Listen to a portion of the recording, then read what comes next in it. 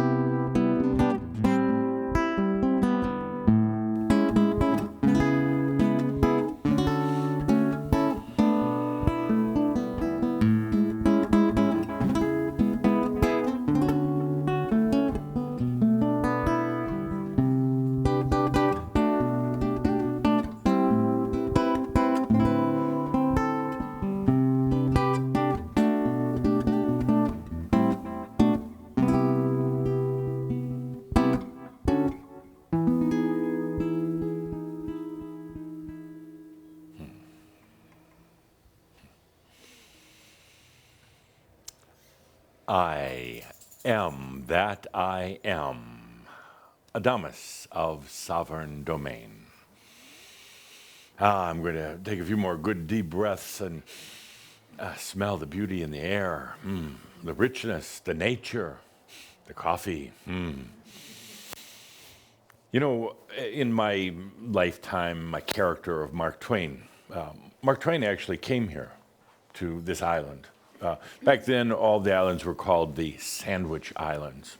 Doesn't make a lot of sense because you can't find a good sandwich on the island these days, but called the Sandwich Islands. And he loved this place. As a matter of fact, and this is a very true story, he walked right along this road here, right in front of what is now Villa Amio, now called the Mama Lahoa Highway. Back then, it was simply called Coffee Road. Coffee Road, because it was a road used by the farmers and by the workers to gather the coffee and bring it in for the drying process.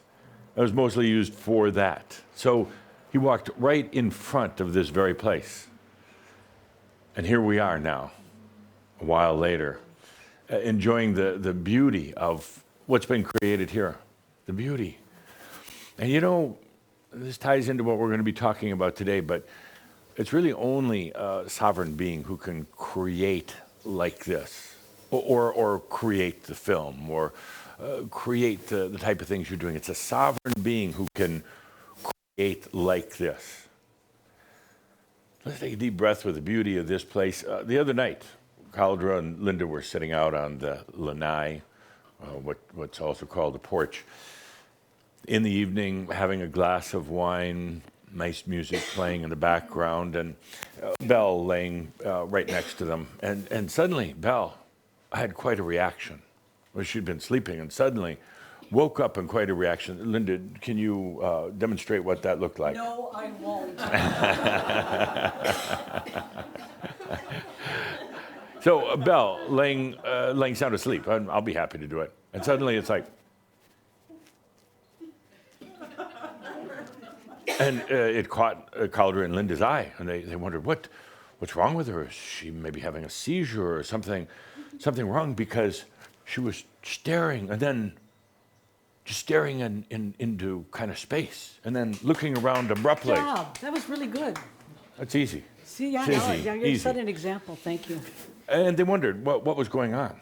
At first, they thought maybe she was following a bug or a fly or something like that, but then they quickly realized that it couldn't be. The way she was looking, the way she was placing her focus near and far. But I'll share the rest of the story with you now. It was simply some entities coming in that Belle could perceive and actually see. The other night, we had Metatron coming here, Cthulhu, of course, myself, Tobias, and also Yeshua, to kind of round it out. We were coming in because everything was really finally done. There was a little bit of cleanup work to do, but it was time. So we brought our energy in to this beautiful place. And Yeshua is not one that usually shows up at the Shambra gatherings, but it was important for Yeshua because so much of your history, your origins, and even your suffering relates back to the time of Yeshua. So Yeshua was here with the rest of us to really herald kind of a new era, a no-suffering era.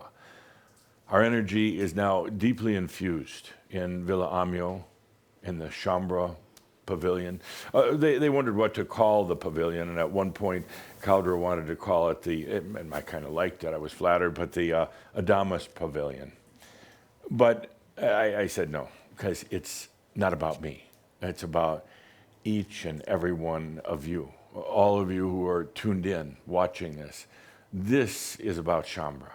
It's not about some entity. It never should be to glorify an entity. I was quite flattered, of course, but it is truly a Shambra pavilion. And well, before we go any further, we have to first focus our cameras in the back. We have some real characters back here. If you would stand up, dear characters. I love when you come in costume, when you get dressed up for the occasion. Any comments, any theme? Maybe the microphone? Okay. Or just because? Just because. A little bit of everything. What did you say? Yes, autobiographical, right? Yes. What did you say? Well, first of all, you always invite us to get dressed up, right? Absolutely. So It's all an act. Your Might fault. as well. Yeah. Number one. Yes. And number two, we were sort of feeling into what would be a fun costume. And then we realized after picking these costumes, reading the archetypes of the of all of those characters, it was really interesting to see it actually totally matches all of the aspects Yes. that have lately been transformed or absolutely. released or, whatever you want to call it. So I found that really, really interesting. Yes, and it looks so comfortable in all this heat. It does. Good. Thank you for getting dressed up. It really is wonderful, and it's also, life is just a great big act. Stop being so serious about everything.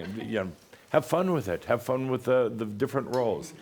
And you start seeing that the old human act was just a great big act, not to be taken very seriously at all.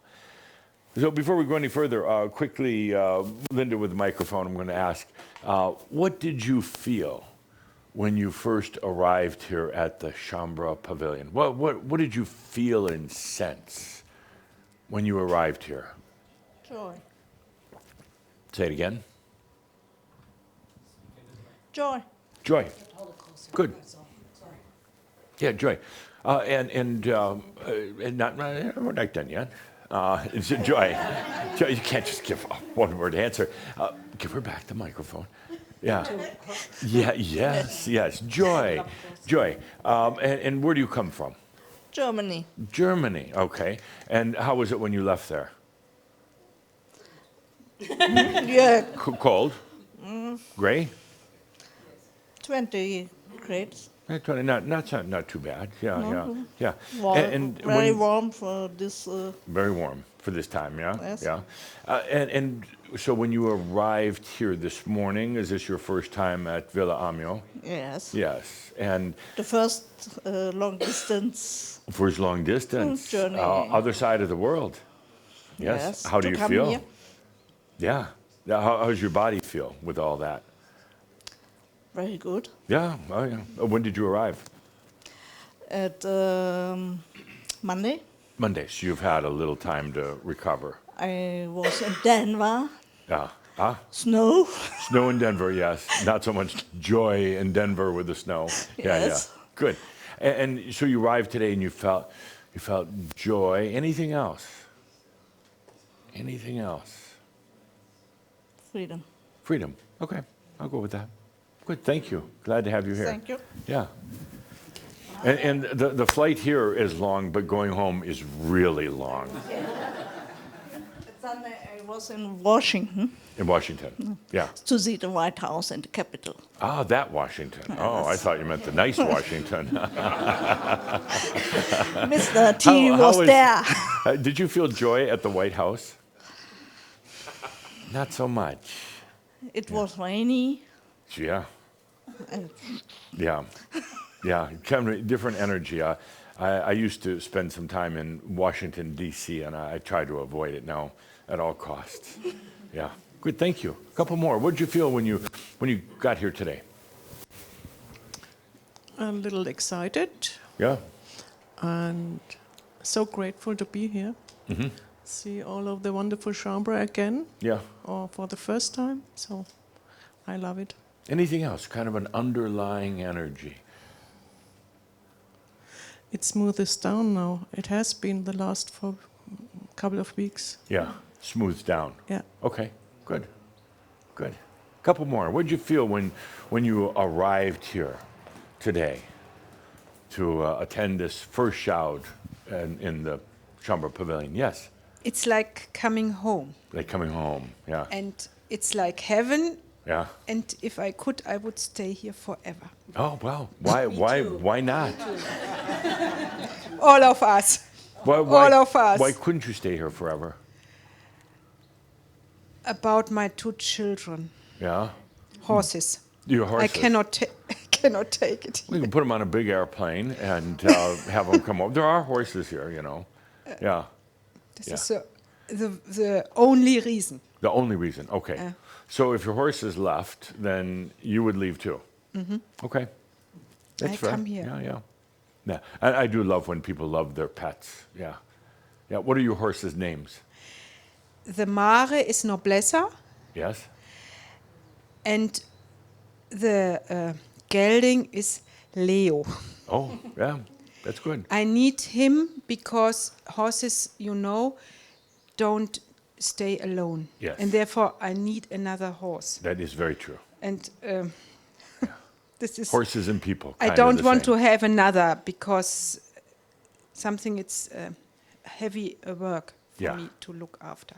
It is. But Yeah, I the- love horses. the I have Mare, many. it's my heart Yeah. child, and you know it. In Denmark, I told you if I get a phone call and she would be have some trouble, then I must go. Yeah. But now this Now is she's better. Yeah. She's better. yeah, she's okay. Good. Good. Okay. You're very clear then about what stands between you and just being here. Only this, and I could not sell them. I could not sell them. I could not divorce from Right. this right. one horse. It No, is no, I understand. for 15 years we are together and we are very near, and Yeah. this I couldn't do. Yeah. Good. Thank you so much for sharing. Thank you. Go one more. What did you feel when you walked in here today? What did you feel? Excitement, thrilling, Excitement, thrilling. and focused structure energy. Oh, what do you mean by that? Focused, structured energy. I don't know. It's. I'm not going to send you to the bathroom because it's a long I just way keep up on there. speaking now. I just keep on yeah, speaking. Yeah. Focused structure. It's when I was here last year. Mm-hmm. It was more like a wave there, and now it's. Oh, been brought together. Yeah, It yeah. brought together. Yeah, Thank you. good, good. Great, thank you. Okay. What we felt the other night when we came here, the entities and myself, was a couple different words to describe it. One is blossoming, opening up, blossoming. I felt it immediately that something was opening up, and I'm not just talking about the physical structures. I'm talking about something is opening up for Shambra. For Shambra. It's blossoming. You know, the seeds were planted a long, long time ago for your divinity and your humanity to come together. 2,000 and some years ago in particular. Again, another reason why Yeshua accompanied us. It took a long time for those seeds to germinate, to get ready. A lot of preparing, a lot of challenges and difficulties. Now they're blossoming. It's opening up. 2020 is going to be such a huge year for all of you, Probably, I would say for the majority of Shambra, 2020 is going to be the most significant year of your life in terms of changes that occur, final clearings that take place, and realizations in your life. Not because of the year 2020, although the numbers are interesting, but it just so happens to be that was kind of our landing point. You know, we're on schedule. 2020 was kind of that landing point. So many of you came in after World War II, not all, but a lot of you did. And knowing that you were going to be here at this time of technology, and that 2020 became a very important turning point. There's nothing you need to do to make that happen. You know, whatever is going to happen in 2020. You don't have to, other than let yourself experience it. You don't have to work at it. You don't have to, we can write songs about it if you want, but you don't have to work at it or effort it. It just occurs. It's a natural germination that leads to the blossoming. Blossoming of all who you really are. Blossoming of your freedom. And that's really what all of this is ultimately about, is that freedom. This place is here at the pavilion is also, I would say, kind of, in a way, a center point, a focal point, an energy connection point for so many Shambra going into their realization. You don't have to be here, You can, of course, and it's a beautiful, delightful place, but you don't have to be here. All you can do is tap into the energies. Literally right here, with those of you who are here today, in this floor that you're sitting on, and everything about it becomes kind of the focal point. I think some of you may call it the 0 point for the realization to occur. It's going to occur. That's the fun part, the nice part. This becomes kind of a tuning in, tapping in, focal point. And again, whether you ever come here or not doesn't matter, but this is going to be a place where you just say all the sovereign energies gather and miracles occur, whether you're here or not. So for those of you who are here for our first event, you have the honor, the prestige of being the first to really ground that. Take a deep breath and honor yourself for being here. Those of you watching in, bringing your energy, adding your energy. It's going to be a year of blossoming, really getting past a lot of the old stuff that you've been carrying around that's been the old ghosts. The amazing thing is that, is that we're here. You're here. A lot have dropped out along the way. Some have crossed over, but you're here. Just for a very quick kind of status report, where we are. We've been going through a lot over these 10 years together. One of the most important things that you're beginning to get, to understand, to embody is that the realization is going to happen. That's a very key point. I repeat it over and over. The realization is going to happen. I know the date. And you don't have to worry about it or work at it. That's such an important point. Because there's still a tendency, every once in a while, you think you have to work at it, you think you're doing something wrong, or you think, I'm not talking to you, but I'm talking to all of you. The realization happens. And it doesn't matter if it happens next year, the year after, but it doesn't really matter, because right now is simply the experience of going through it, the shedding of old stuff that's really actually not yours, and then coming to some amazing new understandings. Now, that being said, realization isn't what most people think it is. It's not like suddenly you can walk on water, which Yeshua tells me he never really did. It was really shallow. And everybody thought he was walking on water, but it was just very, very shallow at the point he was walking. Made for a great story in the Bible, though. Impressed everybody. It's not, realization isn't that kind of thing. I guess if you could say anything, it's just a coming to peace within yourself. Coming to peace where there's not the battles, there's not the guilt or the shame or the issues. Finally being able to enjoy yourself. The human self, the divine self, the I am, the master, all that together. Just not having those inner conflicts or battles. Now, it is kind of magical, because when that happens, when there's not all that friction and tension and guilt and shame and everything else going on in your life, that does an amazing thing with the way energy serves you and is aligned for you. When you're in a place of suffering, the energy will then be there to facilitate suffering. When you're in a place now when you are totally at peace with yourself, there's none of these inner conflicts, when your creativity springs forth, when it blossoms, the energy all changes to accommodate that, to facilitate it. That's the big difference. That's where the magic occurs. And a lot of people go for the magic, but they forget the other part, that it's about total allowing of self, of everything. So realization, it's a given. Now you can relax and just enjoy. And I know some of you are still a little nervous about that, still like, well, I got some more to go through. No, you don't, really. Just please get over that. Right now, just let it go. Stop. Some of you are so programmed and conditioned to battling on the inside and outside, you almost can't imagine what it's like to have that. So you hang on to some of the battles. Let go of it right now. because the realization occurs. And what's going to happen is you're going to come to me in the next couple of years, you're going to go, geez, why didn't you tell me just to allow, just to stop the battles, just to enjoy? Because I was really stressing about it, and all that stress and angst wasn't worth the time. It was a waste of really precious lifetime on this planet. So number one, realization, it just occurs. It's just there. You pre-planned it a long time ago. I mean, you agreed to it a long time ago, and now it's here. Secondly,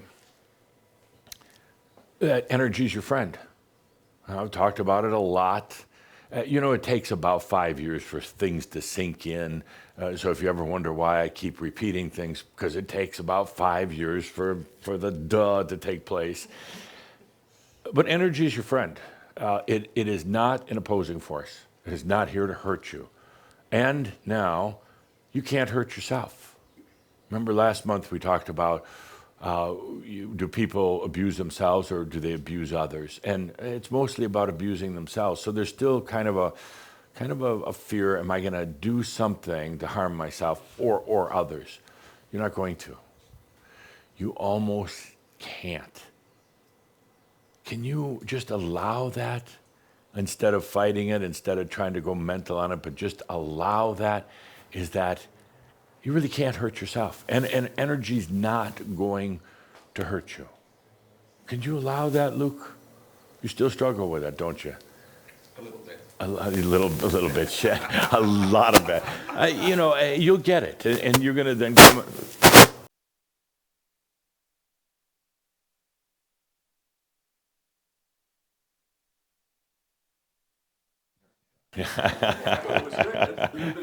No, that's good. That's good. Thank you.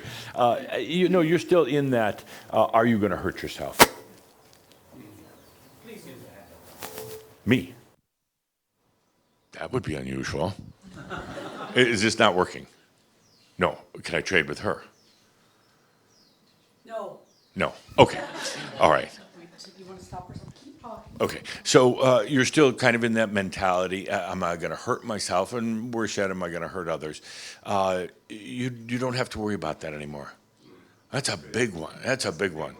Yeah, because that's still part of you, and you still like walking the edge of that. Coming to the point of almost hurting yourself, but you're not going to anymore. So let's take a deep breath with that. You're just not going to hurt yourself anymore. You're not going to. Energy is your friend. Energy is there to serve you. The two big things, realization just happens, and energy is there to serve you. It's like, and this is fun, actually. Yeah, no. And Linda was looking for a thrill here. I'll stand still. I'll stand still. So this is really strange. So those are two very, very big points. I've been talking a lot about energy because it's so, hold the microphone, please. Let me play with my own pants. We could switch to a shot of the ocean while all this is going on here. This is one of the strangest shouts ever. Third point, a very big one. Right now, we're working with the Keyhawkers on the free energy body, the light body. We'll eventually be bringing that to all of Shambhala, but right now it's such a focused and relatively clear group. Thank you. Am I good to go? Okay, thank you. Okay. Free energy body. You're going to need it to stay here as an embodied master because the old physical body, as you know, hurts. It does weird things. It's painful. You identify with it, but it's one of the semi-disgusting things about being a human being is having the physical body. So we're working on the free energy body. And as I pointed out, we don't want to do that first. So many spiritual New Age types, let's go work on the free energy body. and they're still carrying around all these wounds and imbalances and everything else, then you're really looking for a major collision when you do that. You're trying to bring in something you don't even know what it is, what they call a light body. You're trying to force that in because you really don't like your physical body. You're guilty about your physical body. So you're trying to do a light body, and you're trying to force that in. It is a recipe for disaster. And I'll go even further. It's a recipe for cancer when people do that. Yeah.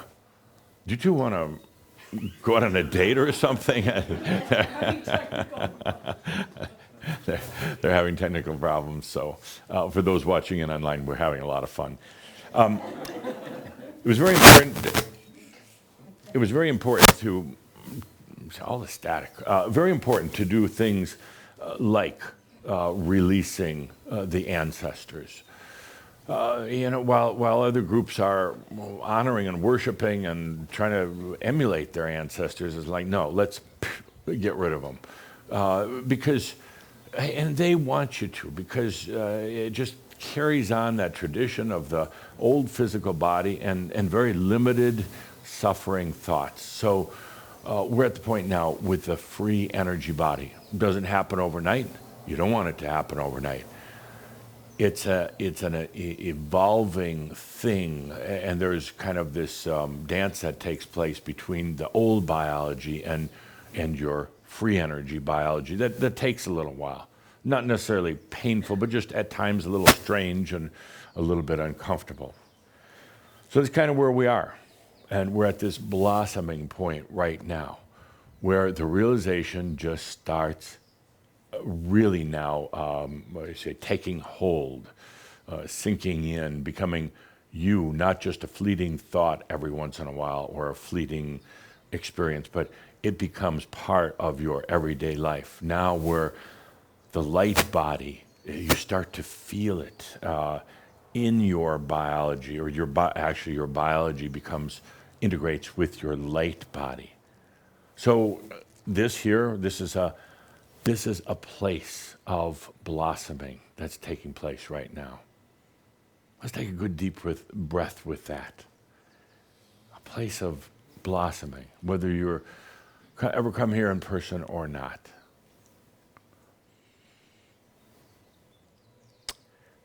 Last month, we talked about the idea that freedom and suffering really can't coexist. And it created a lot of interesting, good comments amongst Shambhala. Freedom and suffering cannot really coexist. And when I say that, I'm talking first about within your being, within your psychology, within your body. They can't.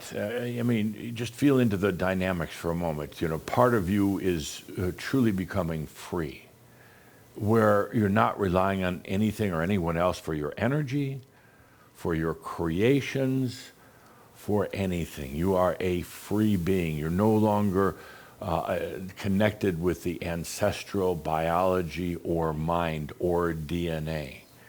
You're literally becoming a free being, even though you're in physical reality. That's an amazing physics just there. Even though you're still in physical reality, because one would say it's almost impossible to be free in matter, in this physical reality. It's not true, actually. You can be, because that energy, even of matter, starts working for you. So now we have this whole dynamic, that part of you becoming totally free. And there's still some of the old suffering energy and consciousness. And the two can't exist. So what's going to happen? What's going to happen? You have that free part coming in, but you still have the suffering part it knows it's on its way out, but it's resisting. It still believes there has to be some degree of suffering. So just feel what that dynamic is like, what it's going to do in your body and even in your mind.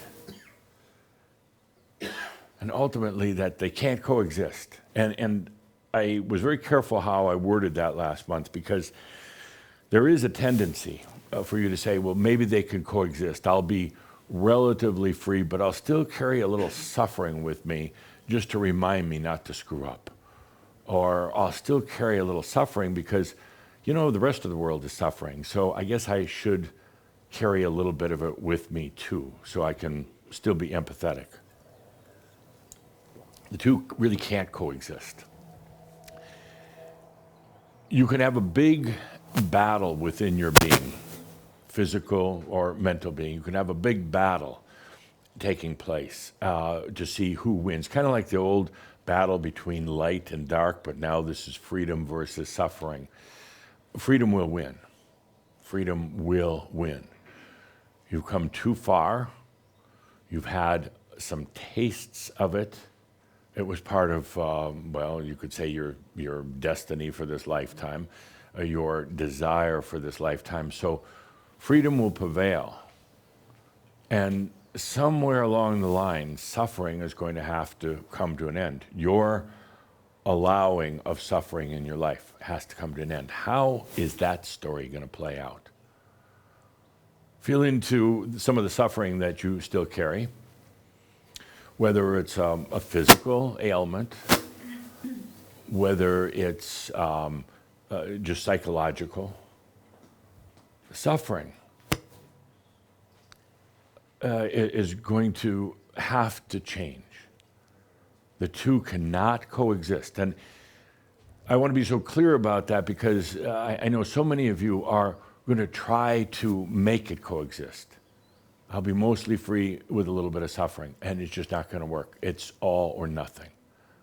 All or nothing. So what happens to that suffering portion of yourself? Feel into it for a moment. Feel into, as a matter of fact, would you mind, this is not a marab, but just a little feel into your suffering kind of music.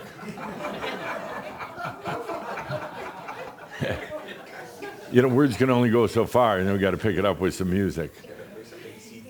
Yeah. So it was such an important point that we brought up during the last shout. Freedom and suffering can't coexist. Now, there's that part of you that, call it what you want, pain, suffering, guilt, remorse, lack of self-worth. It's all the same thing. It's all suffering. What happens to that suffering? Where's it going to go? When's it going to end? How is it going to end? How is that battle going to end? Or is it going to have to be a battle?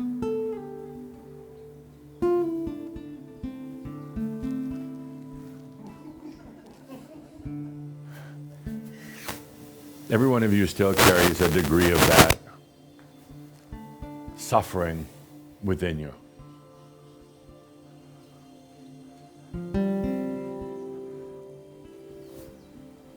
How does that come to be? If freedom and suffering cannot exist together, what happens?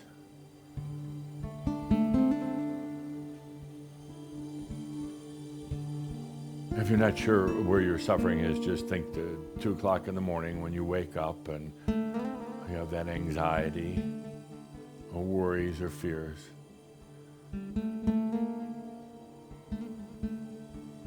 What happens to that suffering?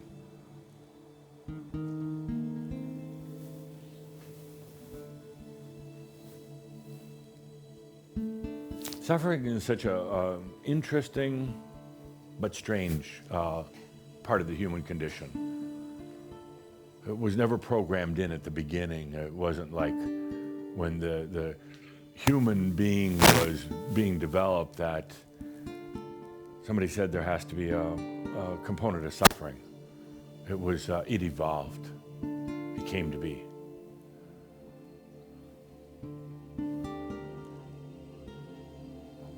Suffering is, the planet is really, into it. They just accept it, which I find unacceptable. That they just accept that suffering is part of life, and it shouldn't be. I'm going to go so far as to say one of the great things that you're going to do for this planet is put suffering out of your life. And eventually that may just put suffering out of human consciousness. It is a component that does not need to be there, but yet is. It's pervasive. A lot of it's tied into what we call the sexual energy virus. I mean, could you imagine even in your own life, no suffering? Suffering, and I use that term broadly, it means a lot of things. Fear, guilt, shame, of course. It means a lot of different things. Just hardship, struggle. Could you imagine if it's not in your life?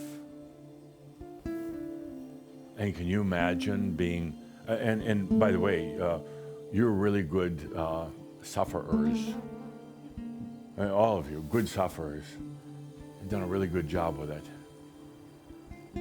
Kind of, some of you have taken it to the extreme, but that was part of the game.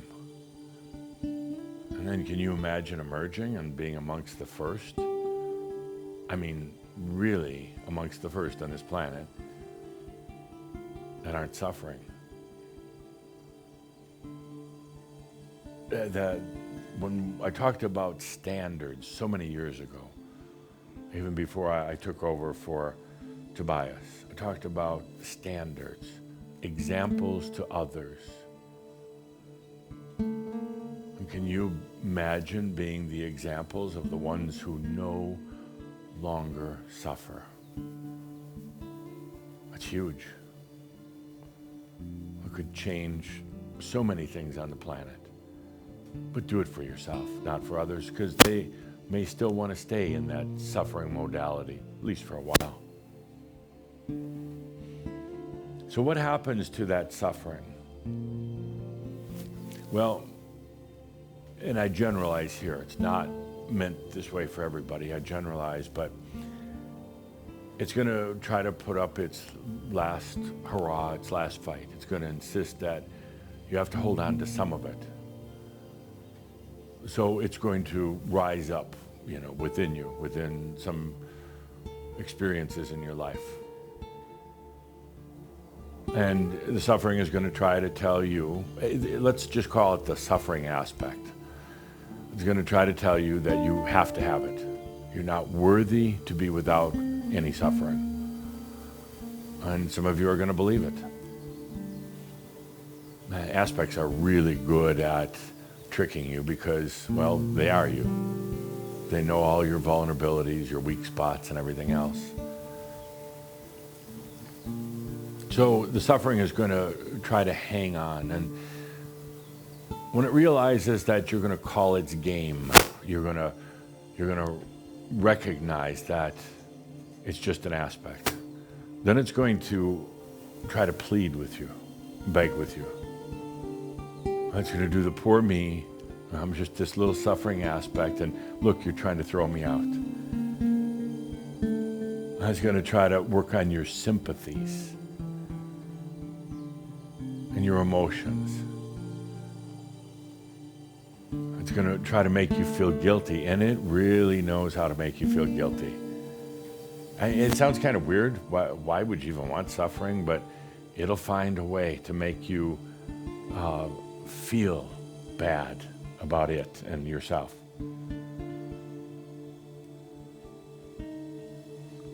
And then what happens to it when that doesn't work? When you tell that aspect, you're just not going to go along with it. Then what happens to it? Well, and I'm generalizing here, but along comes the master. The master's been watching all this, how that suffering aspect has been playing you like a fiddle. First threatening, then begging, playing you like a fiddle, and the master is going to come along. The master has no love, no regard, no like whatsoever for suffering. And the master is just going to plant himself or herself right in the center of your being, right where the suffering is trying to work. not say a word, not do a thing, but just be so present without wavering, without flinching, so present in the Master's light, in the Master's wisdom, that, well, it'd be kind of like this huge explosion. As that last bit of suffering is brought to wisdom. It's not going to go easy. It's not going to be like a gentle, fluffy little transformation. It'll be a big bang explosion when suffering is brought to wisdom. You'll feel it. It'll be a really good feeling. It might really jolt your body. It'll definitely jolt every other part of you, but it will be such a relief when all that suffering is finally brought to wisdom. And that's it. That's the end of it. That's the end. You'll remember what it was like to suffer, but it'll be a thing of the past, because that's where it belongs. And then just no more suffering. Let's take a deep breath with that.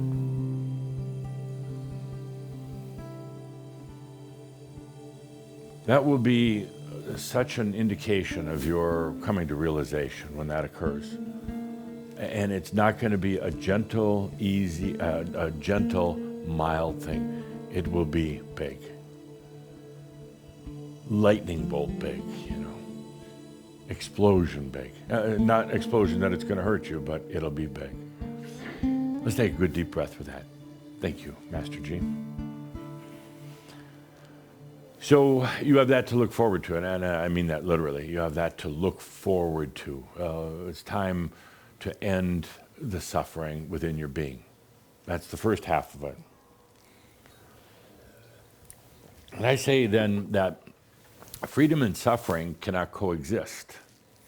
Well, you're going to have taken care of that within yourself. And you're not going to have that component. Freedom then will be pervasive. You will be freedom. Now what about the rest of the world? You've chosen to stay here on the planet as embodied masters. You're going to stick around, but you're going to be in a world of suffering.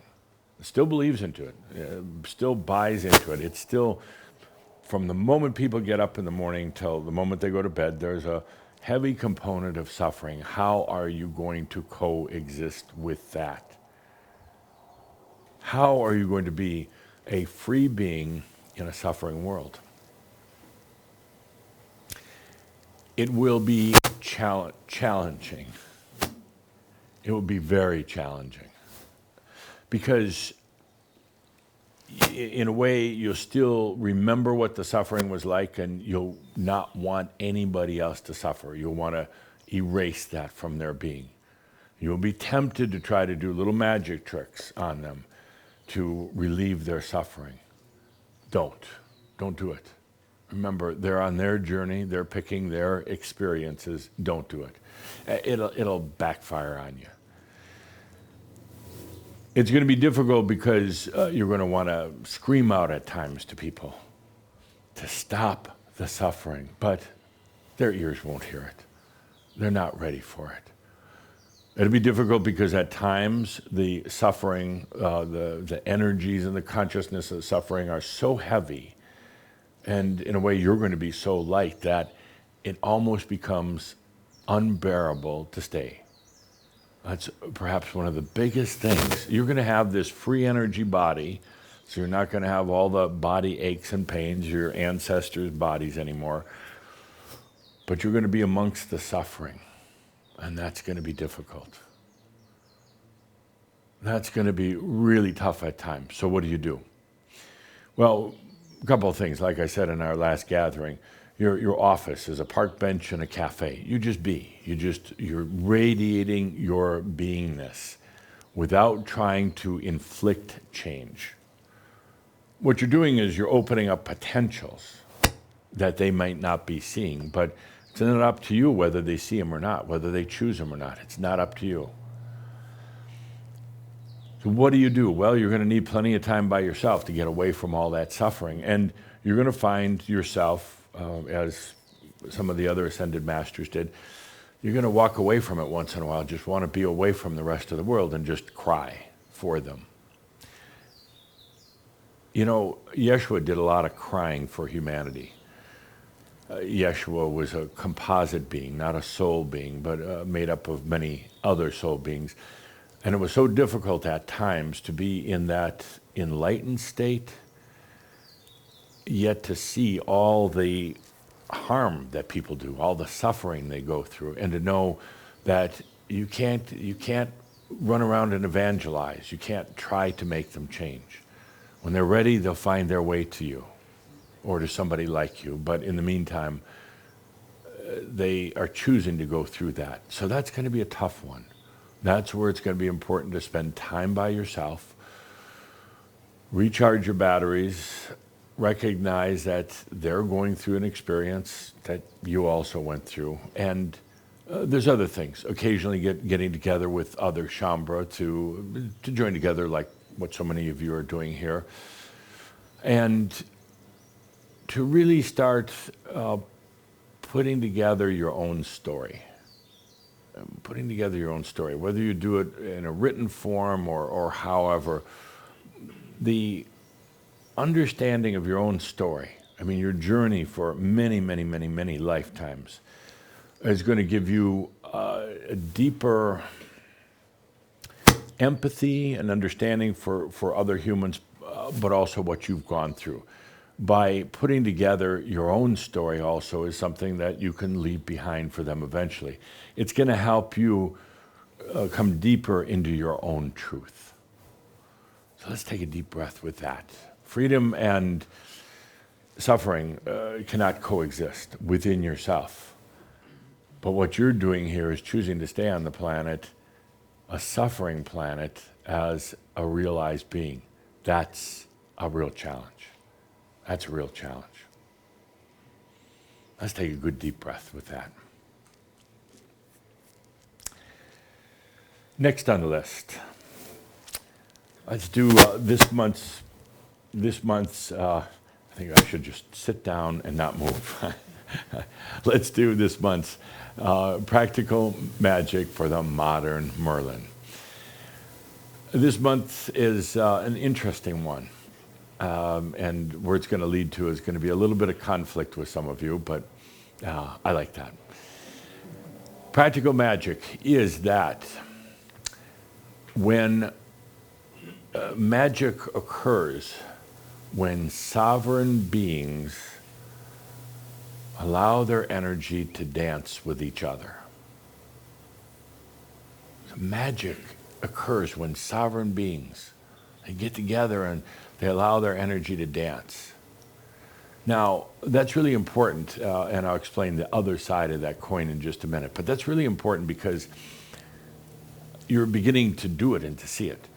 You know, if there's two sovereign beings who are not needing energy or anything else from anybody else, and you put a couple sovereign beings together, their creativity, their sovereign energy that's not trying to steal from anyone else, miracles, amazing things happen. We're beginning to see some of it with Shambra all around, with some of you. Some of the examples you talked about today, the pavilion, sovereign beings, not all of them involved in the process. In other words, there was a lot of workers who weren't, and that's frustrating if you're a sovereign being and someone else is not.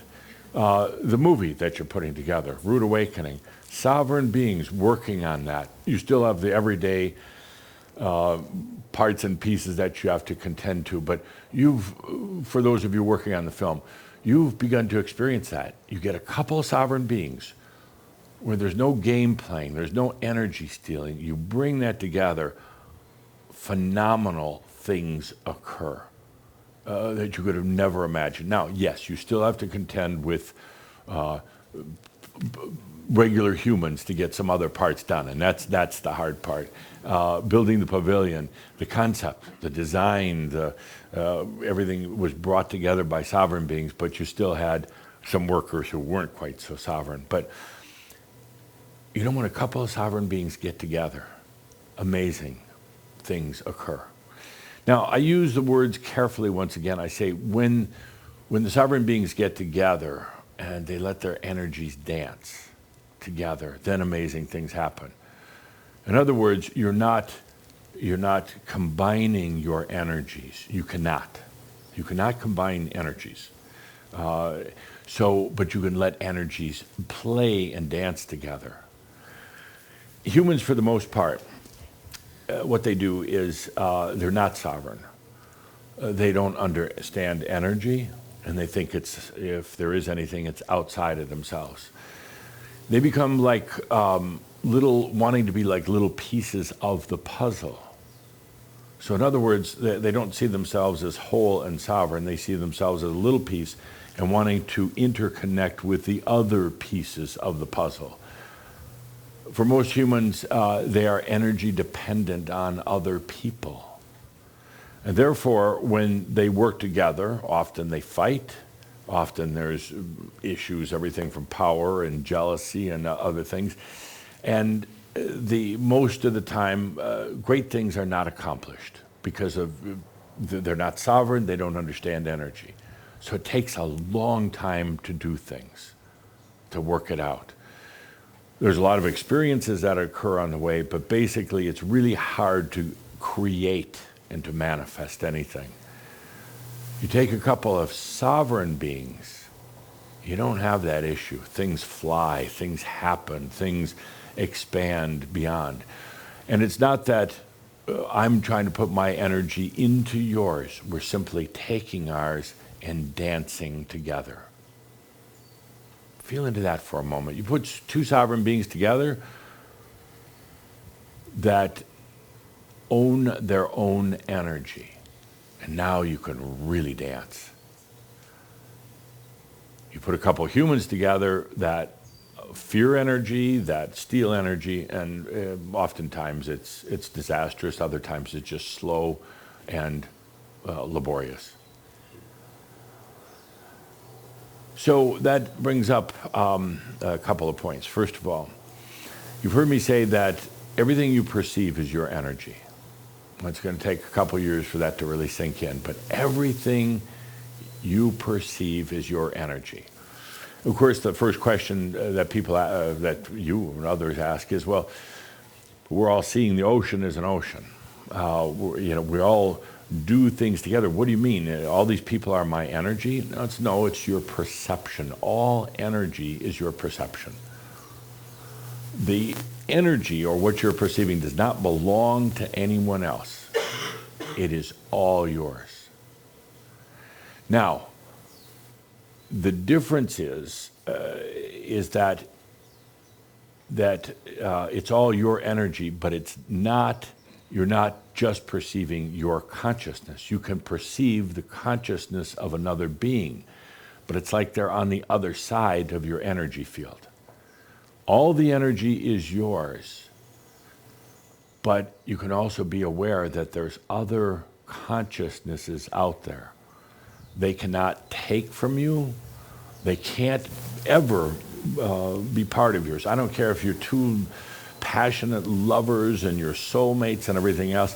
Consciousness can never be together, but you can perceive them, and therefore it can have an effect on how you perceive your energy. That's another important point. It takes a little while to really understand that. Once you start realizing everything out there is your energy, it's your perception, your energy, but you're also aware that there's other consciousnesses out there, and that can affect, or it can have an effect on how you perceive your energy. Just feel into that for a moment. I feel some of you like, what the hell is he talking about?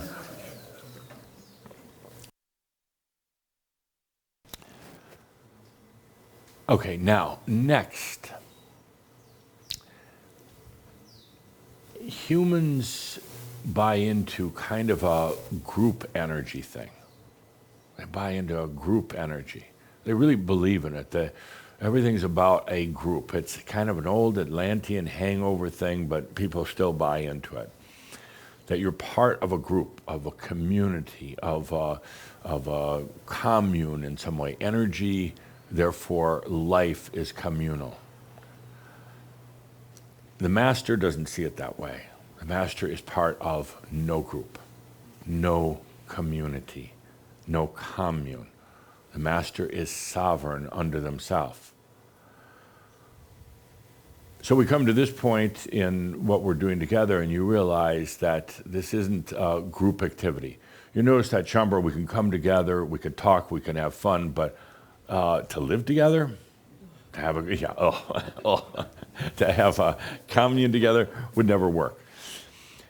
In a way, you're not part of a group. You're sovereign beings. We come together for a dance once in a while, but you're not dependent on.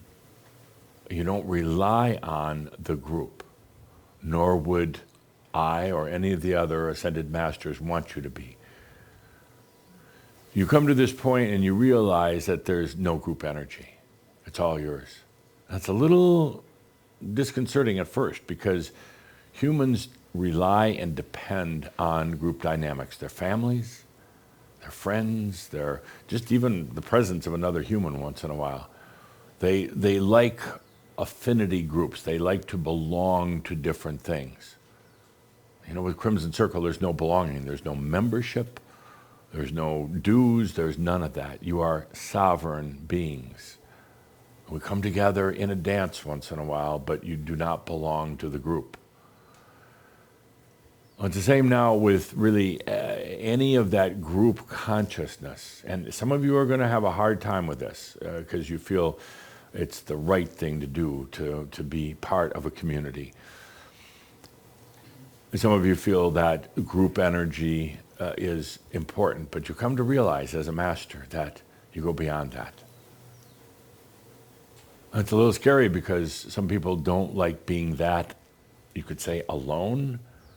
But as a sovereign being, you're never really alone. You have yourself. And then maybe some other sovereign beings. But we come to this point and it's time to ungroup. And you've probably been sensing that in the last 3 or 4 weeks. At first you start sensing a lack of not belonging to anything anymore. You even wonder, do I belong to Crimson Circle? No, you never did. You start realizing you feel so disconnected from groups, from things. That is a natural feeling that anyone coming into their mastery feels. And it's a little frightening, a little scary at first. Because society says, no, you should be a part of things. No, you're a sovereign being. Sovereign beings can dance with other sovereign beings and never take each other's energy, never harm each other, never have to give somebody else energy or anything else. It's a free-form dance.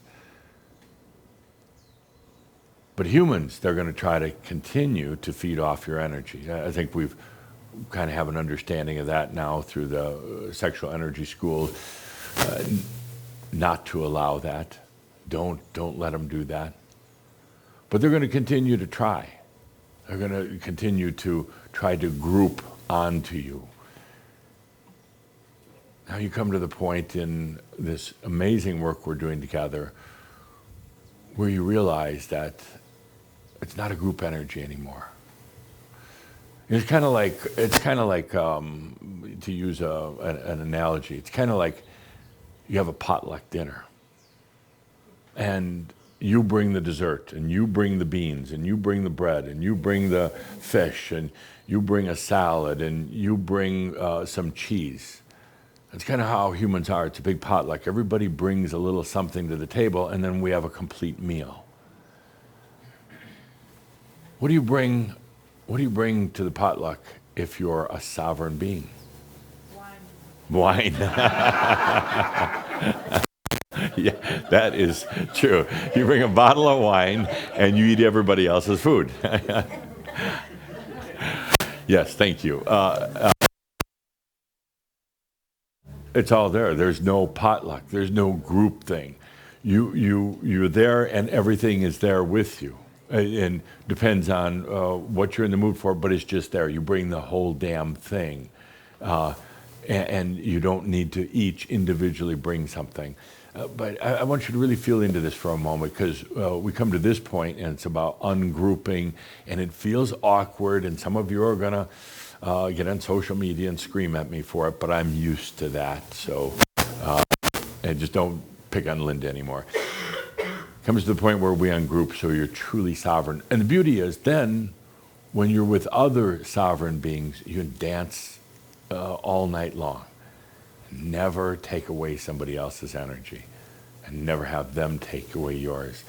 That's where the miracles occur. That's where Shambhala projects in the future, whether you do it on your own or you join with other sovereign beings, that true miracles occur. Feel into that for a moment. Being sovereign, being ungrouped. I'm not saying communities or organizations or any of that is bad. It's good for people, for a lot of people at that time, at that point in their life, but now it's time you go beyond that.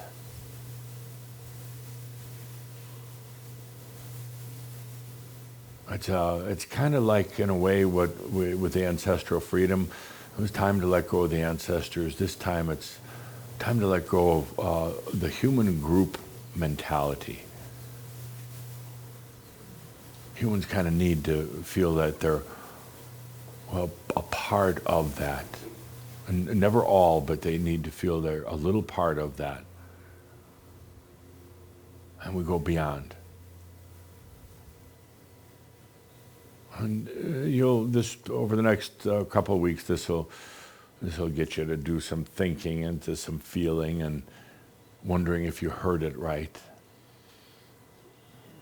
But then come back to how I opened this part of the discussion, where the practical magic for the modern Merlin is, when sovereign beings get together, the dance is amazing. That's when the magic occurs. And you're seeing it now in some of the Shambhala projects. That's when the magic occurs.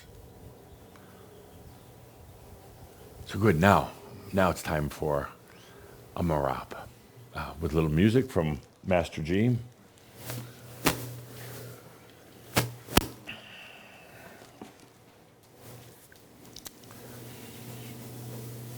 I've been talking quite a bit lately about suffering because we're going beyond it.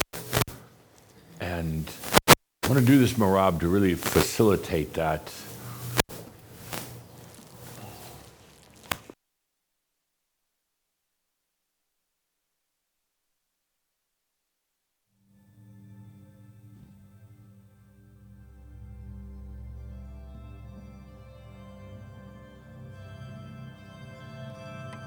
Beautiful Shambhala Pavilion. Kind of interesting having a opened air shout.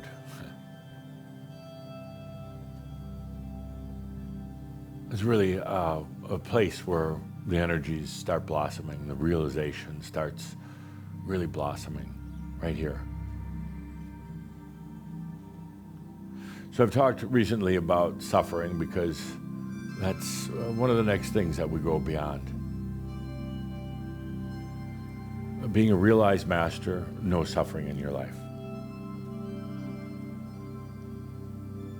Suffering is a thing of the past. Let's put it in the past. It's a component of past experiences.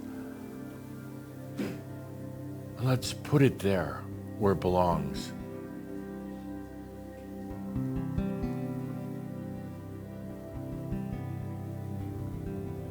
And not let it seep into the future.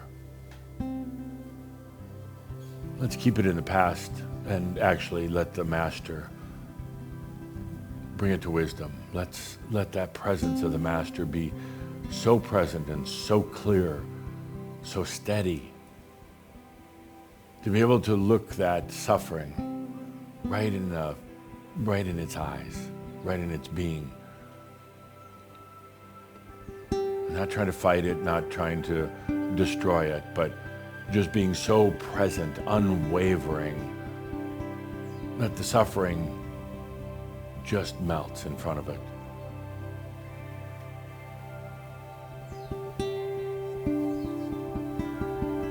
Let's use this moment, this shoud, also at the time of this new pavilion. And we draw that line, and we tell the suffering no more. No entry into the future, into our tomorrows, into what comes next. So let the Master within you now be ever present. Not deceived or not fooled by this aspect of suffering.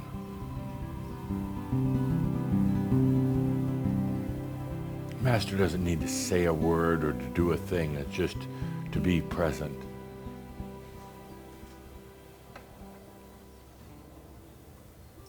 And then to feel what begins to happen to this suffering aspect.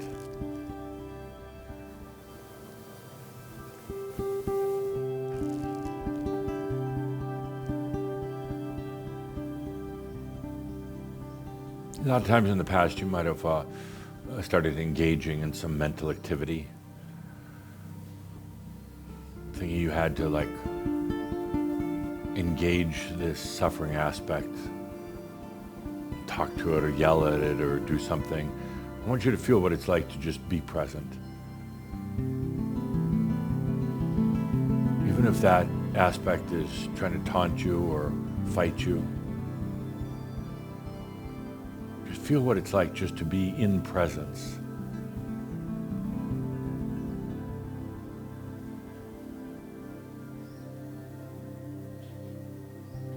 That suffering aspect has a big bag of tricks. Lack of money, lack of abundance.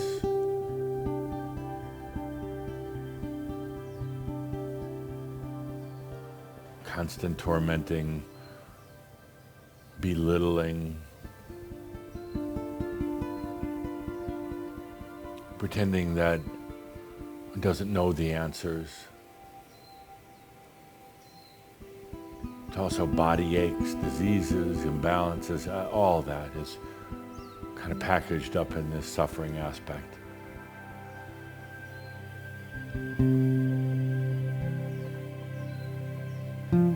It just doesn't belong on this planet anymore. It doesn't. I'm tired of it. And I know you're tired of it. And why people take it for granted, why people just think it's part of life, I don't know. It's not. Life should be joyful and abundant.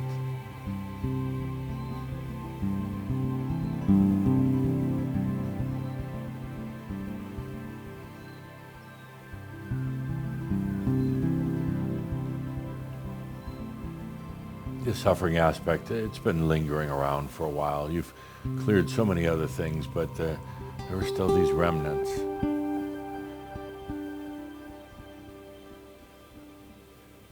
Well, it's just time to keep that in the past.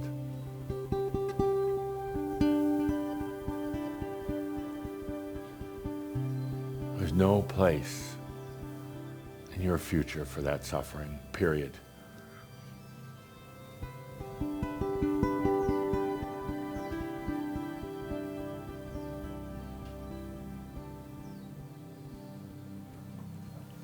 And yeah, you're going to still see suffering around you with other people. That's going to be a tough one. But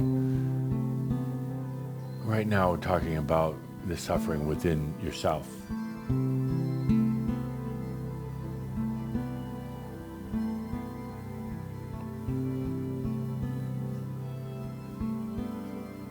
Let's keep suffering in the past where it belongs.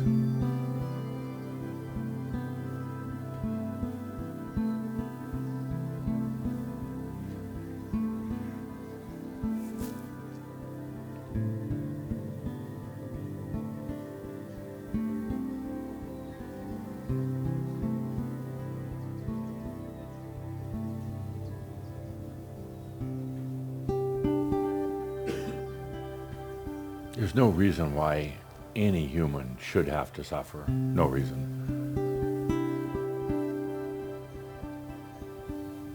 But somehow it's become such a part of the human condition.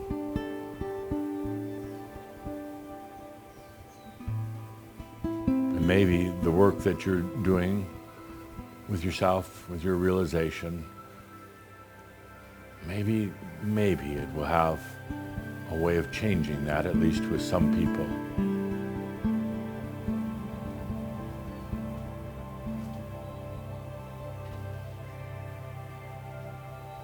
Take a good deep breath now and let that master and the wisdom of the master be totally present. Totally present. Right with this aspect of suffering.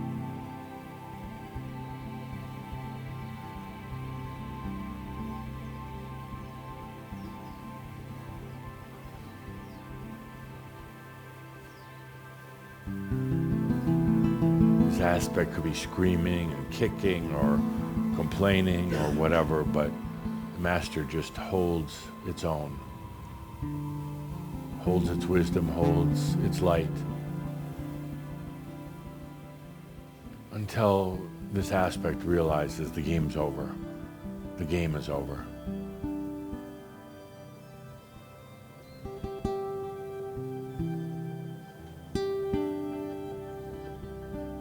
And something, maybe in the next few days, few weeks, whatever, something just pops.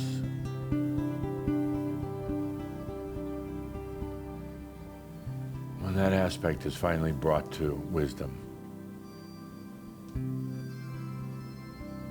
Let's take a deep breath with that.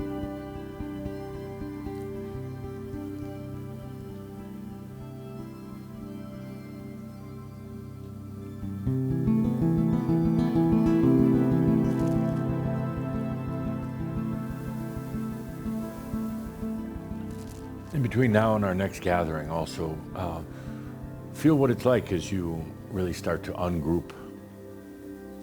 You're a sovereign being. You don't need to be a part of a group to be who you are.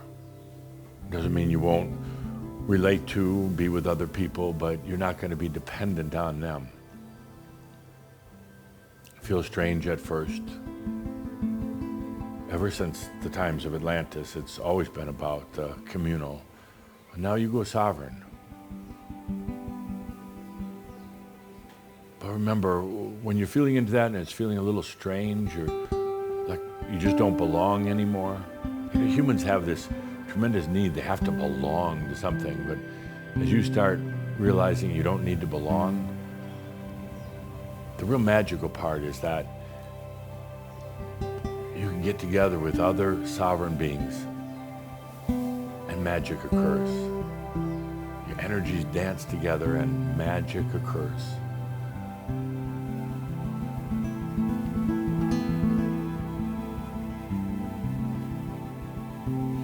Let's take a deep breath, and we've got a honoring from those who've accompanied me in here. Tobias, Kathumi, Metatron, and Yeshua. Let's take a deep breath into your blossoming and your opening up. With that, my dear friends, remember that all is well in all of creation. Thank you.